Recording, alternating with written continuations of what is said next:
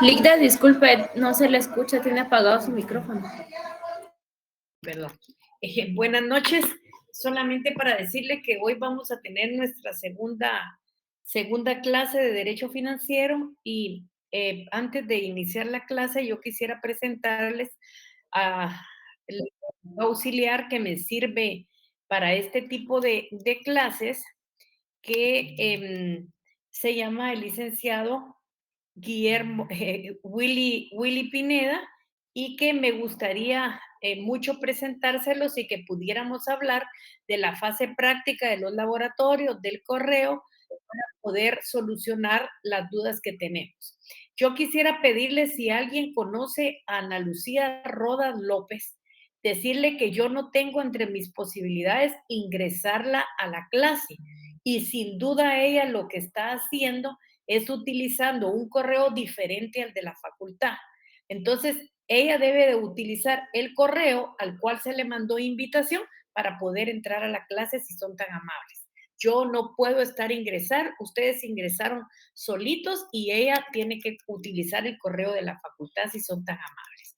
Entonces, sin más preámbulo, les presento al licenciado Willy Pineda, que es el que nos va a ayudar como auxiliar en esta clase. Sí, muchas gracias, doctora Nájera, compañeros y compañeras. Pues como bien ustedes ya están escuchando, pues me está presentando la licenciada Nájera como su auxiliar. Y quisiera que por favor, por cuestiones directamente que ella disponga, mandarle su material o laboratorios, se va a utilizar el siguiente correo para que tomen nota. A ver si alguien nos quiere ayudar ahí a apuntarlo entre los chats, si son tan amables para que todo lo O tengan. escribirlo directamente, si O pues, dentro de este chat para que lo tengan a la mano. Lo puede escribir si son tan amables. Dígalo, Will. El chat sería, sí, Ligda, o sea, Ligda Nájera, o licenciada, abreviado Ligda Nájera, financiero, B de bueno, en minúscula todo, @gmail.com. Repito, Ligda Nájera. Ahí está ya en la pantalla. Exactamente. Muchísimas gracias, compañera Castro. Y de igual forma, ahorita les voy a hacer llegar el enlace del WhatsApp que va a servir para comunicación entre nosotros y la doctora para que ustedes puedan cualquier consulta escribir ahí o yo enviarles alguna información adicional. Quisiera agradecerles su atención en el sentido que por favor al correo que les estoy dando, hagamos un ejercicio como hacemos todos los años. Y el ejercicio se trata de 4 respuestas o 4, necesito que escriban 4 Ítem. información, sí. En este caso sería el nombre completo de ustedes, obviamente, al correo electrónico. Nombre completo, sección, ya se sabe que es la sección B, pero necesitamos que la coloquen. Número de carnet y de igual forma el número localizador de ustedes. ¿Por qué razón? Porque algunas veces se necesita hacer alguna consulta o ustedes tienen alguna consulta y el enlace puede ser más directo entre la doctora Nájera, su servidor y ustedes, ¿verdad? Voy a hacerles, a ver, ahorita les voy a enviar el chat para que ustedes se puedan enlazar. Ahí está. Quisiera agradecerles a la doctora, muchas gracias por la oportunidad de dirigirme a los compañeros y quisiera agradecerle, por favor, que si quieren escribir al chat directamente, que sea después de clase para no interrumpirla y el correo para que ustedes pongan sus datos en la noche o cuando estén cenando para que lo hagan tranquilo. Muchísimas gracias a ustedes, gracias compañero Peralta por su anotación y a usted doctora Nájera. Gracias. No sé si tienen alguna duda, alguna pregunta más sobre lo que estamos hablando. Bueno, entonces en el trayecto del camino vamos a ir viendo las dudas que se van presentando y muchas gracias, Lick Willy. Y quisiera recordarles que necesito que ya tengan o estén leyendo lo que es la ley de la Superintendencia de Administración Tributaria con todas sus reformas, con las reformas que fueron incluidas en el año 2016, para que tengamos claridad en esta ley tan importante que es la que nos permite la recaudación de los impuestos. Entonces, vamos a trabajarla la semana entrante. Para los que todavía no la tienen, por favor, consíganla y la leen si son tan amables. ¿No hay ninguna otra duda, ningún comentario? Bueno, si no es así, entonces vamos a comenzar ya la clase y vamos a continuar con lo que ya habíamos hablado la semana pasada. Si ustedes se recuerdan, nosotros nos quedamos precisamente en esta, digamos, diapositiva, en donde vimos lo que era necesidad pública y servicio público, en donde vimos que necesidad son los que nacen de la vida colectiva, en donde el gobierno realiza en beneficio de sus habitantes la satisfacción de las necesidades públicas mediante la actuación del Estado. Y hablamos de servicio público, que es mediante el cual el Estado satisface las necesidades públicas. Hoy vamos a ver dos elementos más importantes que los agregamos, que son gasto público y recurso público. Si ustedes se recuerdan, cuando yo les hablé de la figura del presupuesto público, les dije que el presupuesto, que es una ley que tiene que ser aprobada por el Congreso de la República, está conformada por dos grandes partidas. Y les dije que las partidas eran ingresos y gastos, y son las erogaciones dinerarias que el Estado realiza en virtud de una ley para satisfacer las necesidades públicas mediante la prestación de servicios. Hablamos también de lo que era recurso público y hablamos que son los medios pecuniarios necesarios para que el Estado pueda afrontar las erogaciones. Es muy importante, como les dije, estos dos temas, porque cuando el Estado ya ha terminado la etapa de cobro del impuesto en ejercicio de su poder imperio y ya tiene el dinero que todos los contribuyentes debemos de pagar, esto deja de llamarse impuesto y se convierte en los recursos que el Estado tiene, que son los medios pecuniarios para que el Estado pueda afrontar las erogaciones. Y cuando se dice pueda afrontar las erogaciones, lo que está diciendo es pueda gastar y dar cobertura al gasto público, que son precisamente esos gastos que el Estado realiza en virtud de una ley. ¿Cuál es la ley? La ley es el presupuesto aprobado por el Congreso de la República, que en este caso sería el presupuesto del año 2023. Entonces, esto tenemos que tenerlo claramente establecido. Desarrollo histórico. Poco se habla de prácticas financieras en la antigüedad. Si ustedes digamos, se recuerdan ese ejercicio, esa portada de los libros, en la antigüedad lo que teníamos eran escritores, que en su mayoría eran filósofos y poetas. Entonces, ellos no tocaron esos temas económicos. De sus escritos se percibe implícitamente algunos aspectos que se refieren a prácticas económicas, pero de una forma muy vaga. Cuando ya se profundiza en el desarrollo de los temas, ¿de qué se habló vagamente?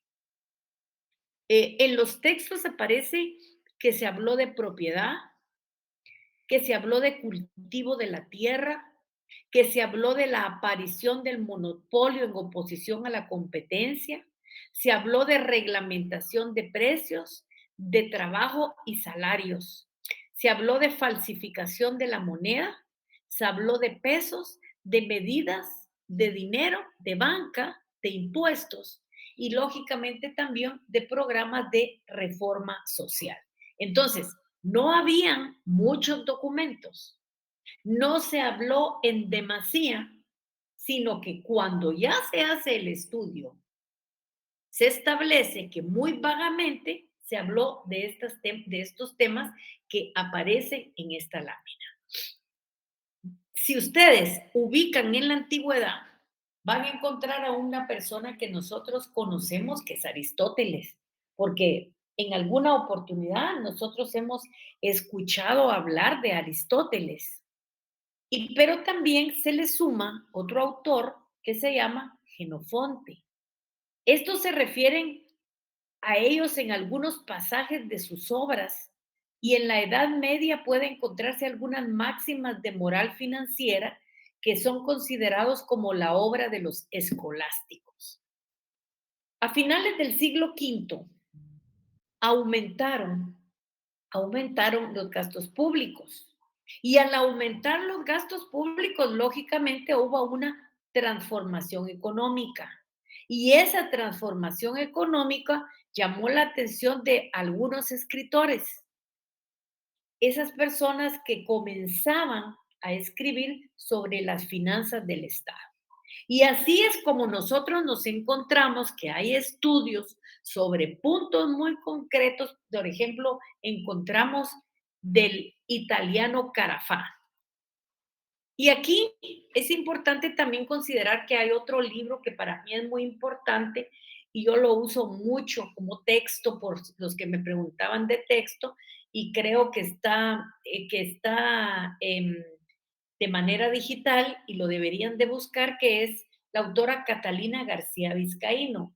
Creo que ella tiene cierta sencillez en los temas que desarrolla y es porque es catedrática titular de la Universidad del Uruguay y se ha dedicado lógicamente a hacer ese tipo de cuestiones. Tal como lo señala Catalina García Vizcaína en su libro Derecho Tributario, parte general, las haciendas del mundo antiguo mostraban gran heterogeneidad en cuanto a la obtención de los recursos. Las necesidades financieras eran cubiertas por prestaciones de los súbditos y de los pueblos. Se observaba un gran predominio en los ingresos patrimoniales que venían de la explotación de los bienes del monarca. Lógicamente, era esa explotación de los bienes que se daba en su momento? Las minas y las tierras. Y estos dos aspectos, esa explotación de minas y tierras, hizo que Platón reflexionara un momento y dijo, todas las guerras se hacen con el fin de obtener dinero. Entonces ahí ya se pueden ustedes imaginar lo profundo que señala Platón al respecto de las guerras. Y así es como nosotros encontramos la hacienda pública en la antigüedad. Cuando ustedes revisan libros, por autores que sea, no existe mayor información sobre la hacienda pública. Diversos autores han señalado que es posible encontrar algunas prácticas financieras en Egipto y en viejos documentos históricos de la India. O sea, hace una puntualización bien clara, en primer lugar, no de muchas, sino de algunas prácticas financieras que tienen un destino bien establecido que es Egipto y la India. Los tributos, lógicamente, carecían de relevancia que tienen ahora. O sea, ahora nosotros miramos, por ejemplo, en nuestro caso en Guatemala, una superintendencia de administración tributaria muy fortalecida. Miramos un superintendente como pocos que ha llegado a la meta en la recolección de los tributos y cada día vamos en pasos viendo el desarrollo que van teniendo los tributos, que lógicamente no los tenían en este momento. No era así en la hacienda pública en la antigüedad. Las necesidades financieras eran cubiertas por prestaciones de los súbditos y pueblos vencidos. Aquí volvemos a refrendar y nos volvemos a recordar de lo que dijo Platón. ¿Qué dijo Platón? Que la mayoría de las guerras tenía un fin de obtener dinero. Los estados en la antigüedad eran de características muy diferentes a los estados modernos. La riqueza se obtenía mediante la guerra, mediante la conquista de los pueblos, y de este modo se estableció lo que era la hacienda parasitaria. La hacienda parasitaria fija sus ojos en que la riqueza se obtenía mediante la guerra. mediante la conquista de otros pueblos. Y eso se llamó hacienda parasitaria. No me dejarán ustedes mentir que cuando se han quedado para la Semana Santa en su casa y comienzan a ver películas, ustedes siempre miran guerra entre los romanos, entre los egipcios, o sea, es de guerra. Y lo que hace es constituir un botín de guerra. Pues esto tiene un nombre y esto se conoce con el nombre de hacienda parasitaria. Aquí es muy importante recalcar que los ingresos del Estado provenían, y vuelvo a repetir, de motines de guerra. Y aquí es importante considerar, mientras más guerrero era un pueblo y más conquistas lograba, más riquezas obtenía. De Egipto, 3400 antes de Cristo al siglo V. Y si nosotros nos ubicamos en la India, que es la otra práctica que tenemos y el otro parangón, sabemos que son 300 años antes de Cristo, pero tienen ese mismo límite que es el siglo V. Luego caemos a lo que es la hacienda pública en la Edad Media. Si lógicamente la hacienda pública anterior la dejamos en el siglo V, ese va a ser el momento de partida para ahora. Y va del siglo V al siglo XV de la Edad Media. Y si ustedes miran, es un prolongado periodo de la historia de la humanidad. Es ese periodo de la historia más extenso que se tiene en la Edad Media. Y sale desde la caída del Imperio Romano en el siglo V hasta la caída de Constantinopla en 1453. La Edad Media abarca aproximadamente 1000 años de la historia de Europa. Por eso yo les digo que es un periodo muy prolongado. Y aquí, ¿cuál es la importancia? Que se desarrolla el feudalismo, que es el régimen político-social que en nada se parece al Estado moderno. Aquí en el feudalismo, el poder político queda desintegrado entre los señores feudales. Eso quiere decir que la hacienda pública en este periodo desaparece. Y aquí tenemos que tomar en cuenta y pongan atención en lo que señala Manuel Matus Benavente. El imperio como derecho superior del Estado ya no existía. Su primitivo y auténtico sentido cayó en el olvido, al extremo que en el año 1877, por un edicto, los reyes feudales consagraron su propia disposición del derecho a dictar normas impositivas.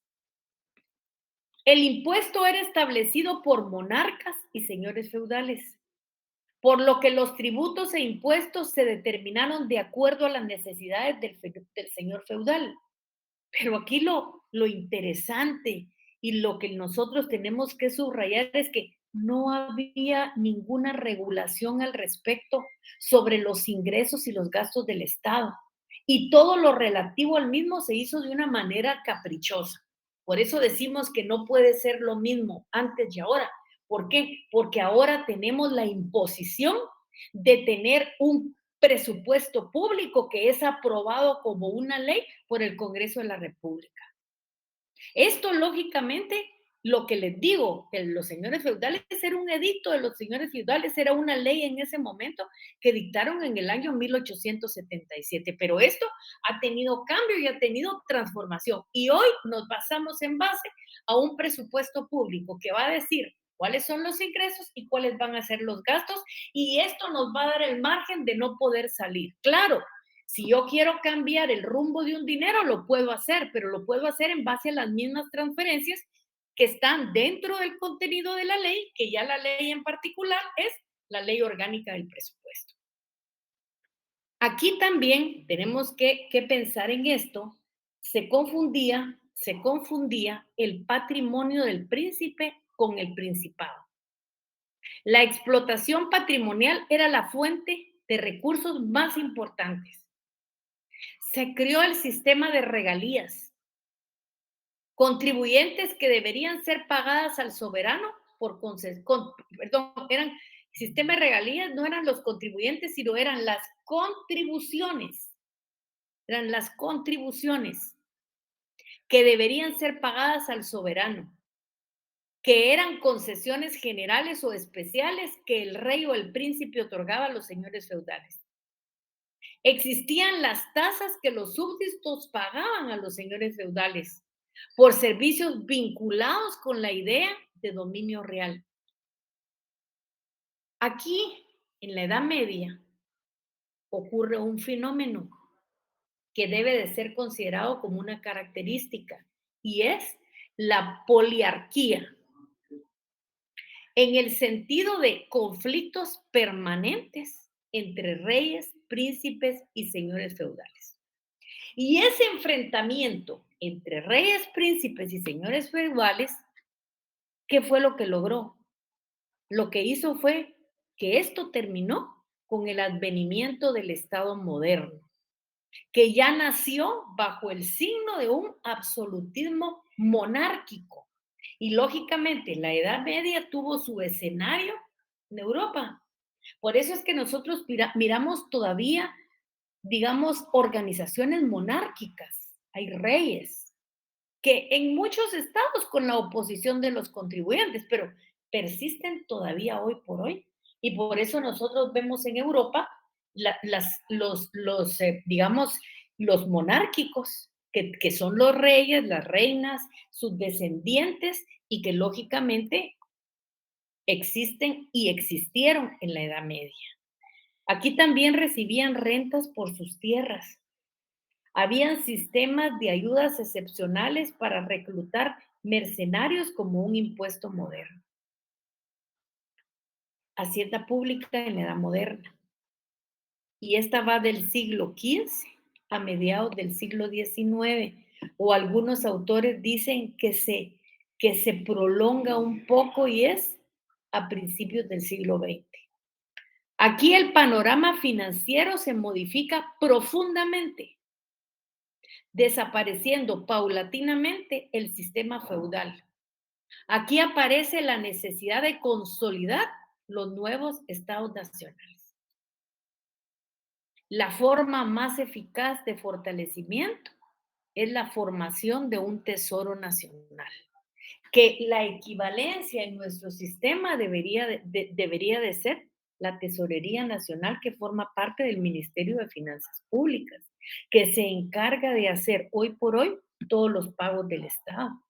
Entonces, lógicamente, en esta hacienda en la Edad Moderna, esto es el fortalecimiento, esto es el adelanto, el formar un tesoro nacional.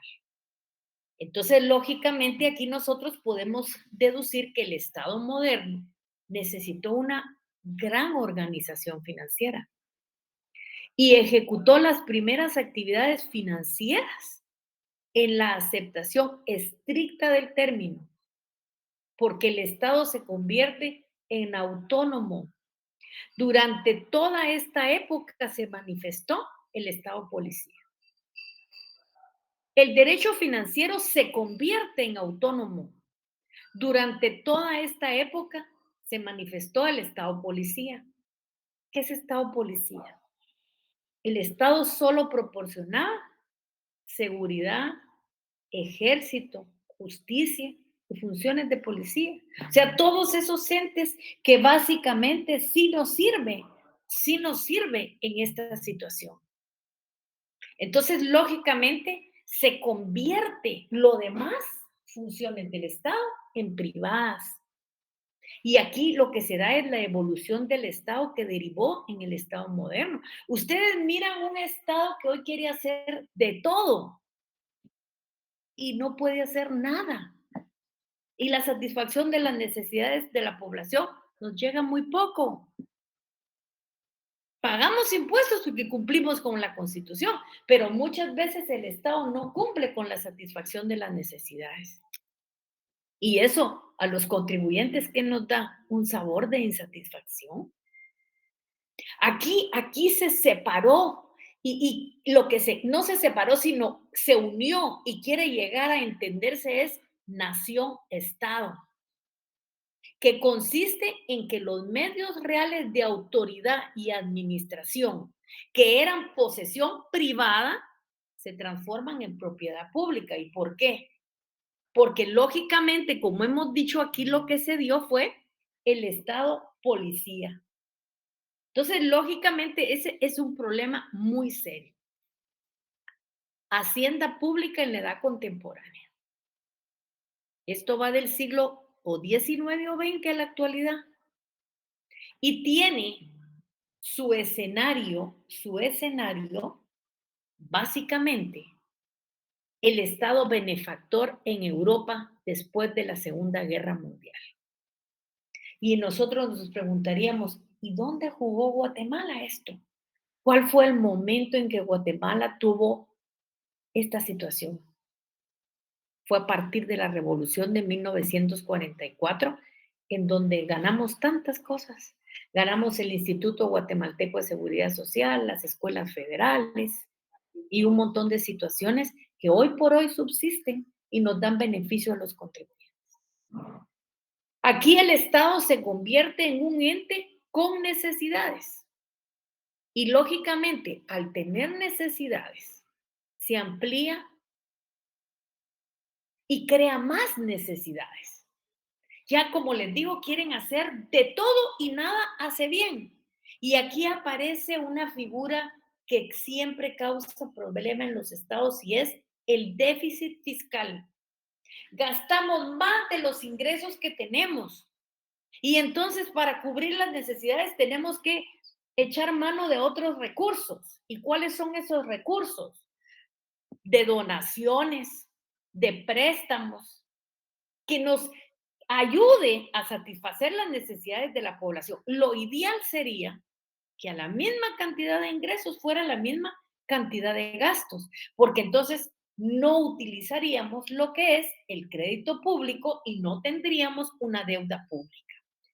Aquí aparece el neoliberalismo, que propugna la reducción del Estado y se da la globalización.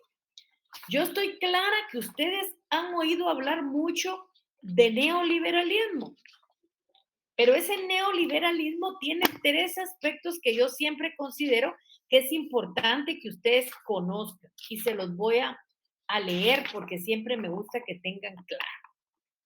Dice que el neoliberalismo es una modalidad que se ha desarrollado en los últimos tiempos. Se ha pretendido una vuelta a los postulados del liberalismo, de modo de eliminar de los cometidos estatales lo relacionado con muchos de los servicios referentes a las necesidades públicas relativas. Villegas denomina a esta etapa liberalismo pragmático, señalando que se inició en 1979 en Gran Bretaña, cuando los conservadores accedieron al poder. Continuó en 1980 en los Estados Unidos y llegó incluso a los países socialistas con la era de la perestroika de Gorbachev. Y así, con el paulatino abandono de la teoría comunista y también los países latinoamericanos, agobiados por las siderales deudas externas, adoptaron sus postulados. Y las ideas que sustentan son básicamente 4. Las ideas del neoliberalismo. Primero, la economía de mercado. Aunque con intervención estatal en ciertas variables económicas, preferentemente indicativa. B, disminución del sector público, que trae aparejado un proceso de privatización de empresas públicas. Incentivo de la iniciativa individual y reducción del déficit presupuestario, acompañado de una mayor eficiencia en la recaudación. Entonces, sí es importantísimo también pensar que se da la globalización. Y esto lo tenemos nosotros que tener claro también en ese sentido.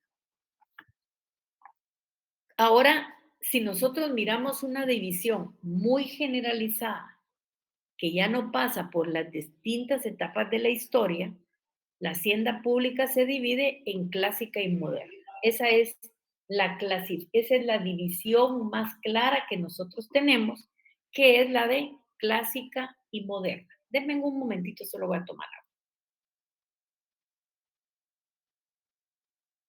Gracias. La hacienda pública ha evolucionado profundamente en los últimos 30 años. Esta evolución no afecta solamente los métodos técnicos, sino a la concepción misma de la hacienda pública, también a los fines que se le asigna dentro del Estado. La evolución de la hacienda pública es la consecuencia y el reflejo de la evolución del Estado. La ciencia de la hacienda clásica, cuyos principios fueron enunciados por el barón Louis Leon Say, que escribía con el seudónimo de Gastón G.C., estaba ligada al Estado liberal, o como le llaman los economistas discípulos de Adam Smith, el Estado policía. Y aquí siempre me gusta recomendarles que tal vez este año no lo van a poder hacer, pero por todo lo que tienen que lograr durante este semestre, pero es muy importante que lean La riqueza de las naciones, que es un libro que tiene miles de años, que fue escrito con Adam Smith. Y van a darse cuenta cómo los consejos de hace miles de años son los consejos que aún están en la materia tributaria. Y cuando nosotros decimos es el Estado policía, es que todo era privado y solo eso era público. ¿Y qué incluía? Seguridad, justicia, relaciones exteriores y policía. Todo el quehacer extra era en el ámbito privado. El principio fundamental era limitar al mínimo las actividades del Estado. No es como ahora que vimos que el Estado hace de todo y no hace nada, sino aquí lo que querían era circunscribirlas en lo posible a las tradicionales funciones de policía, de justicia, de ejército y diplomacia, reservando todo lo demás a la actividad privada. En el campo económico, el Estado debía abstenerse de intervenir y dejar actuar libremente las iniciativas privadas, la libre concurrencia y las leyes del mercado. El objeto de la hacienda pública era suministrar al Estado los recursos necesarios para cubrir los gastos ocasionados.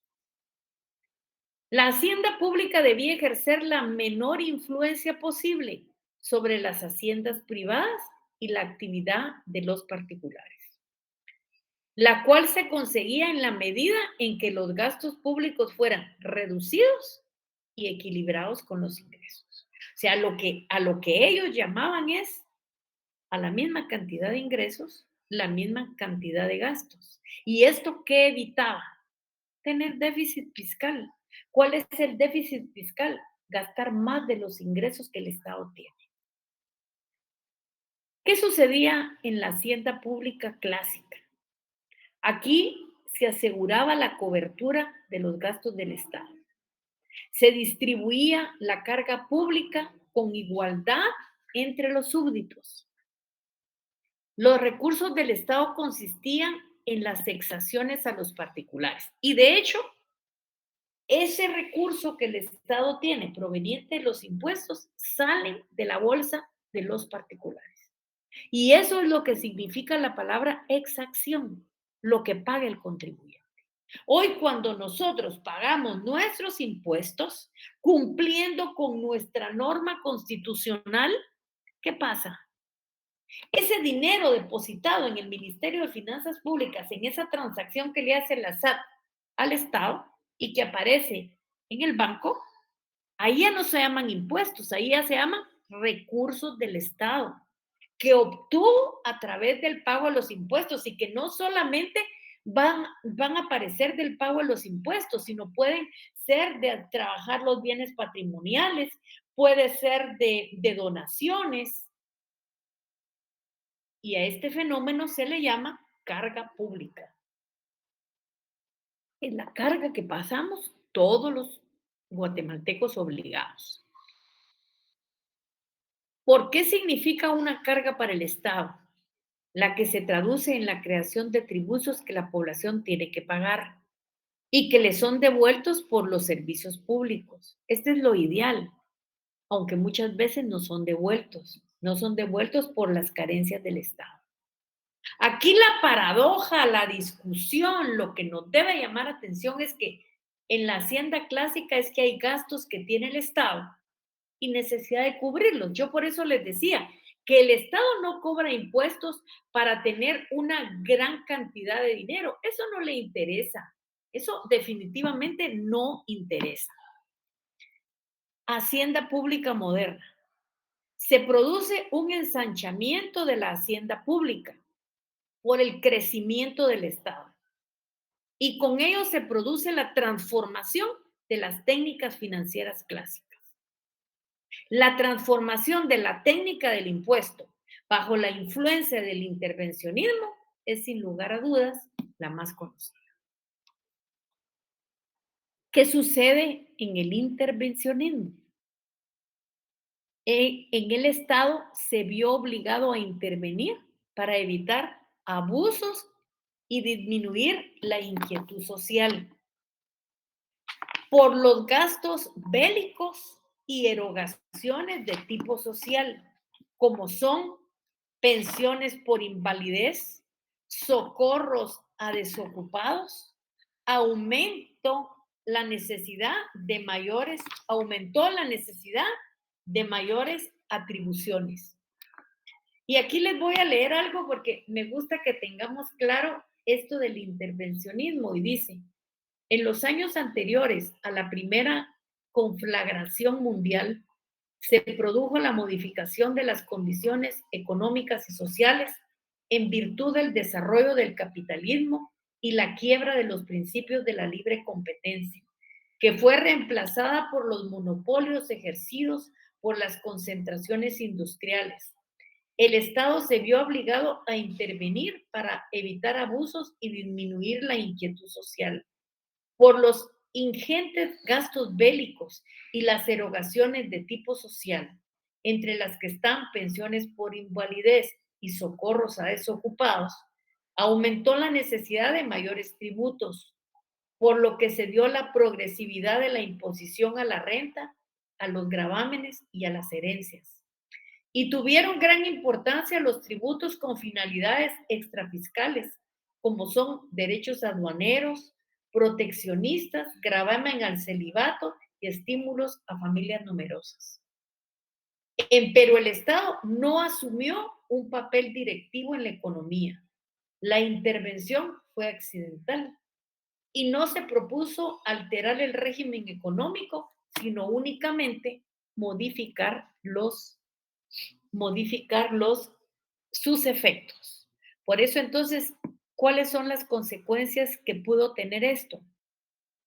El intervencionismo en el Estado se vio obligado a intervenir para evitar abusos y disminuir la inquietud social por los gastos bélicos y erogaciones de tipo social como son pensiones por invalidez, socorro a desocupados, aumentó las necesidades de los mayores tributos como por ejemplo progresividad de la imposición a la renta, gravámenes a las herencias. Tuvo gran importancia los tributos con gravámenes extrafiscales, como fueron derechos aduaneros, proteccionistas, gravamen al celibato y estímulos a las familias numerosas. Y esto tal vez esta parte es para mí lo más relevante, lo más importante, y es el Estado no asumió un papel directivo. Y ese papel directivo fue en la economía, o sea, la intervención fue accidental. No propuso alterar el régimen económico, sino solamente sus efectos. Permítanme un minuto, solo voy a cargar la computadora para que no nos quedemos sin esto.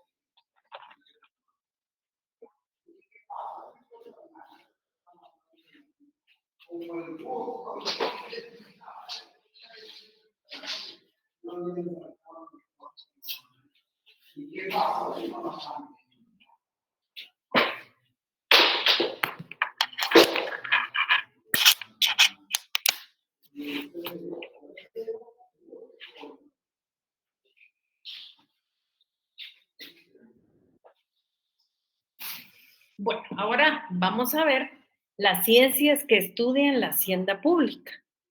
En primer lugar está la sociología. Ustedes saben que la sociología es una parte de las ciencias sociales. ¿Qué estudia la sociología? Estudia el desarrollo, la estructura y la función de la sociedad. Y cuando nosotros somos un Estado, somos una nación, pensamos en función de la sociedad.